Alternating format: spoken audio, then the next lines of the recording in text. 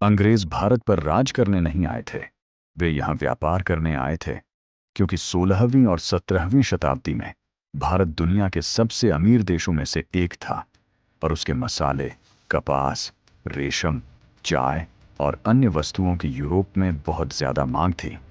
इसी लालच में सन 1600 में ईस्ट इंडिया कंपनी भारत पहुंची और शुरुआत में उसने भारतीय राजाओं से अनुमति लेकर केवल व्यापार करना शुरू किया।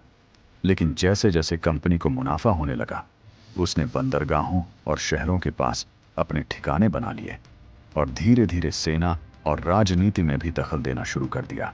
उस समय भारत कई छोटे छोटे राज्यों में बटा हुआ था और राजा आपस में लड़ते रहते थे।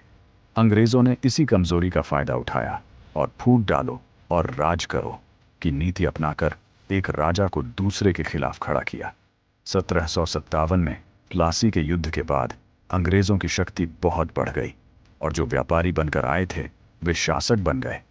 भारत से सस्ता कच्चा माल इंग्लैंड भेजा जाने लगा और वहां बने महंगे सामान भारत में ही बेच दिए गए। इस व्यवस्था से इंग्लैंड अमीर होता गया और भारत की अर्थव्यवस्था धीरे धीरे कमजोर होती चली गई। किसानों, कारीगरों और आम लोगों पर भारी कर लगाए गए। 1857 के विद्रोह के बाद ब्रिटिश सरकार ने सीधे भारत पर शासन शुरू कर दिया और लगभग 200 साल तक भारत अंग्रेजों के अधीन रहा।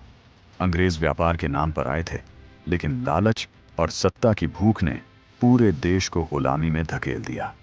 फिर भी भारत की आत्मा नहीं टूटी और लंबे संघर्ष के बाद भारत ने आजादी हासिल की।